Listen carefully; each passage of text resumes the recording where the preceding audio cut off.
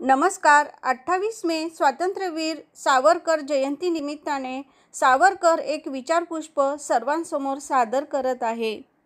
4 काटक्या जमवून घरटे तयार करायचे आणि पिलांसह जगायचे, याला काय संसार म्हणतात? असा संसार तर कावळे चिमण्याही करतात. आपल्याला संसार करायचा आहे तो आपल्या देशाचा. असे विचारपुष्प ज्यांच्या वाणीतून आचरणातून भारताने अनुभवले त्या भारतरत्न स्वातंत्र्यवीर सावरकरांना सर्वप्रथम कोटी कोटी प्रणाम. इतिहासातून वळून पाहसी पाठीमागे जरा, झुकवणी मस्तक करशील त्यांना मानाचा मुजरा.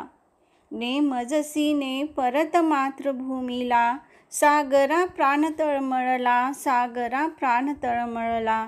या अजरामर गीतातून मायभूमीचे उत्कट प्रेम दर्शविणाऱ्या हृदयात लावारसाचे स्फुल्लिंग पेट घेतात.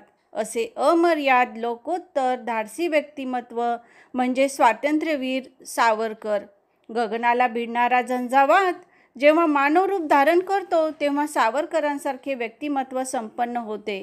त्यांची प्रत्येक कृती म्हणजे आकाश खेचून आणणारी वादळी लाटच. माणूस जन्माला येतो तेच मुळी माथ्यावर अनेकविध ऋणांचे ओझे घेऊनच. जेव्हा भारत माता पारतंत्र्यात जखडली होती तेव्हा तिच्या पायातील या परदास्याच्या गुलामीच्या शृंखला तोडण्यासाठी अनेक वीरांनी प्राणांची शर्थ केली. आद्य क्रांतिकारक वासुदेव बळवंत फडके म्हणजेच अशी धगधगती चिता. ही चिता शांत होते ना होते तोच 3च महिन्यांनी 28 मे 1883 रोजी नाशिक जिल्ह्यातील भगूर या गावी एका क्रांतिकारकाने जन्म घेतला. तो स्वातंत्र्यसूर्य म्हणजेच विनायक दामोदर सावरकर. बालपणीचा काळ सुखाचा असे म्हणतात ते छोट्या विनायकाच्या बाबतीत अगदी खरे होते. परंतु हा सुखाचा काळ त्यांना जास्ती अनुभवता आला नाही, कारण लहान वयातच त्यांचे मातृछत्र हरवले. त्यांचं व्यक्तिमत्वच एका झंझावाताप्रमाणे असल्याने लहानपणीच शौर्याची बीजे त्यांच्यात रुजली होती. लेखन, वाचन, वक्तृत्व याचा त्यांना छंद होता.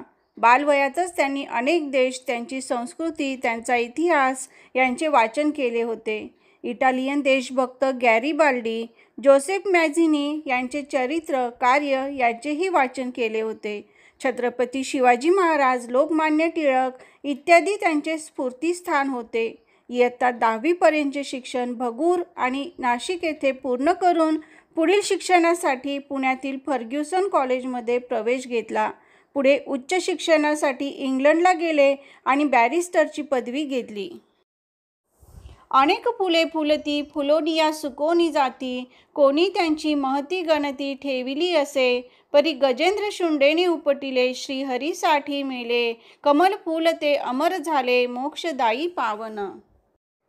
चाफेकर बंधूंची फाशी, इंग्रजांचे वाढते अत्याचार यासारख्या घटना त्यांना स्वस्थ बसू देत नव्हत्या. त्यांच्या मनातील स्वातंत्र्याकांक्षा उफाळून वर आली आणि वयाच्या अवघ्या 8व्या वर्षी कुलदेवतेसमोर जाऊन शपथ घेतली, माझ्या देशाच्या स्वातंत्र्यासाठी मी सशस्त्र युद्धात शत्रूस मारीन. चाफेकरांसारखा मरेन किंवा शिवाजी महाराजांसारखा विजयी होऊन माझ्या मातृभूमीच्या मस्तकी स्वराज्याचा राज्याभिषेक करेन. यापुढे मी माझ्या देशाचे स्वातंत्र्य मिळवण्यासाठी सशस्त्र क्रांतीचा केतू उभारून मारिता मारिता मरे तो झुंजेन. कविता, पोवाडे, कहाण्या, चरित्रे ऐकून त्यांचा पिंड घडत होता. मातापित्यांच्याच संस्कारामुळे वादळ निर्माण करण्याचे व वादळाशी मुकाबला करण्याचे सामर्थ्य त्यांच्यात निर्माण होत होते.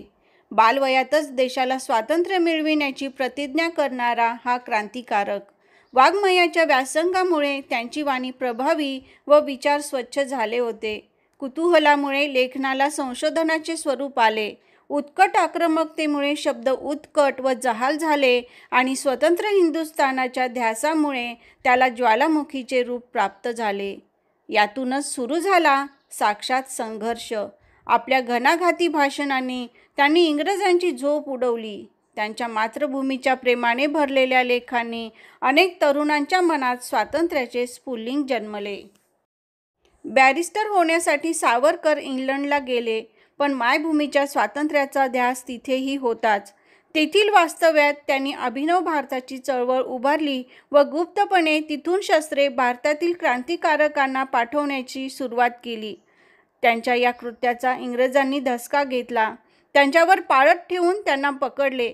त्यांना 2 जन्मठेपेची म्हणजे 50 वर्षांची काळ्या पाण्याची शिक्षा देण्यात आली आणि अंदमानच्या कोठडीत त्यांची रवानगी केली. तिथे त्यांचा अनन्वित छळ करण्यात आला. काळे पाणी आणि माझी जन्मठेप या कादंबऱ्यात त्यांनी तेथील जीवनाचे वर्णन केले. तिथून 1921 साली त्यांना एरवड्यात हलवण्यात आले. पुढे रत्नागिरीस नेऊन स्थानबद्ध करण्यात आले. रत्नागिरी सोडून कुठेही जायचे नाही व राजकारणात भाग घ्यायचा नाही अशी बंधने त्यांच्यावर घालण्यात आली. याच काळात त्यांनी जातीभेद, अस्पृश्यता निवारण, सहभोजन अशा अनेक चळवळी सुरू केल्या. 1924 ते 1937 हा 13 वर्षाचा काळ समाज सुधारणेसाठी त्यांनी खर्च केला. अंधश्रद्धा निर्मूलन कथा, विज्ञाननिष्ठ निबंध लिहून धर्मबोळेपणावर हल्ला चढविला. राष्ट्राला जे जे हानिकारक ते ते त्याज्य ही जी भूमिका त्यांनी अंगीकारली तिचा त्यांनी शेवटपर्यंत त्याग केला नाही. याच काळात अशीच एक चळवळ त्यांनी हाती घेतली, ती म्हणजे भाषाशुद्धी. केसरीतून त्यांनी यावर अनेक लेख लिहिले. याला विरोध म्हणून अनेक प्रतिकूल तर समर्थनार्थ अनेक अनुकूल लेखही आले. शब्दांचे विडंबन करून ते हास्यास्पद दाखवून विरोधकांनी विरोध नोंदवला. फारच थोड्या लोकांना त्यांच्या या चळवळीमागची यथार्थ कल्पना समजली.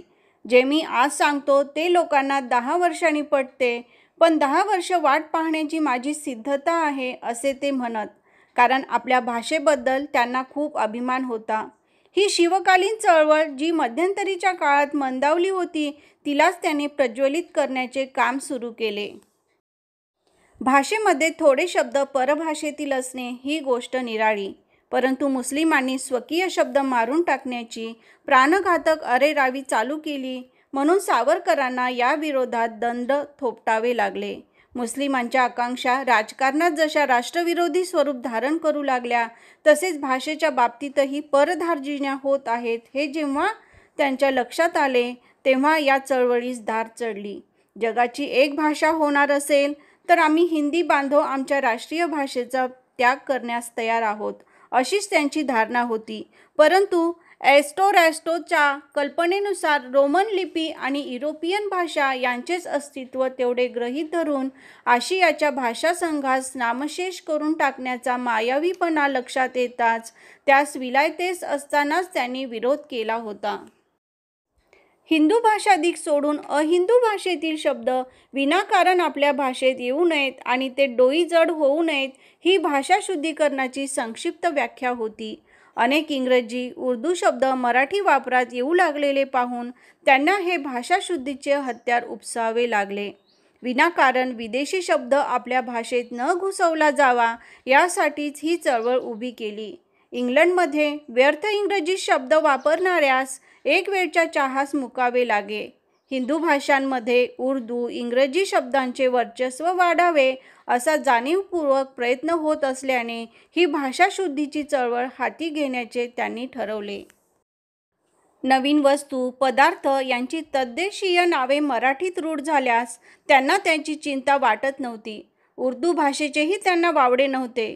पण मर्दाची भाषा म्हणजे उर्दू असा मुस्लिमांकडून प्रचार होत असल्याचे लक्षात येताच अशा उर्दू भाषेचे पौरुष्य टोचून घेतल्याशिवाय मराठीला बलवान राहताच येऊ नये इतकी माझी मराठी भाषा पौरुषहीन नाही असे त्यांचे मत होते.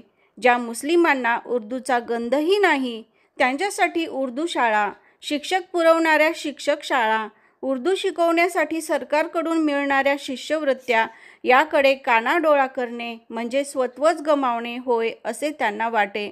मुस्लिमांच्या या अराष्ट्रीय वृत्तीचा त्यांनी विरोध केला. मराठी भाषेत व्यवहारात येणाऱ्या इंग्रजी शब्दांसाठी त्यांनी मराठी शब्दांची निर्मिती केली. उदाहरणार्थ प्राचार्य, पाठशाळा, शस्त्रसंधी, महापौर, विधिमंडळ, नभोवाणी, ग्रंथालय, मुख्याध्यापक, केशकर्तनालय, विविज्ञ, शिबिर, छावणी, युद्धनौका, दूरध्वनी, ध्वनिवर्धक, फलंदाज, गोलंदाज, यष्टिरक्षक, दूरदर्शन, महापालिका असे जवळपास 1500 पर्यायी शब्द त्यांनी मराठीत आणले. आपली मातृभाषा समृद्ध करताना इतर भाषेचा त्यांनी कधी द्वेष केला नाही. संस्कृत, बंगाली, पंजाबी, तामिळ, इंग्रजी अशा अनेक भाषा त्यांना अवगत होत्या, पण मराठी बोलताना मात्र ते कोणत्याही इतर भाषेचा वा इंग्रजीचा शब्द वापरत नसत. अशा या क्रांतिसूर्याने 24 फेब्रुवारीला वयाच्या 83व्या वर्षी अखेरचा श्वास घेतला. इतिहासकार जेव्हा आधुनिक भारताचा इतिहास लिहितील तेव्हा ब्रिटिशांच्या छाताडावर पाय रोवून स्वातंत्र्याच्या उंबरठ्यावर उभी असलेली वीर सावरकरांची भव्य मूर्ती त्यांना प्रथम रंगवावी लागणार. म्हणूनच हिमाचलापासून ते सावरकरांचा ऋणी असणाऱ्या रत्नाकरापर्यंतच्या या मातृभूमीला त्यांच्या शब्दात वर्णन करून त्यांच्या स्मृतिगंधांना सजीव करताना सहजपणे आर्तस्वर निघतात. जयोस्तुते श्री महान मंगले शिवास्पदे शुभदे स्वतंत्रते भगवती त्वामहं यशोयुता वंदे जयोस्तुते.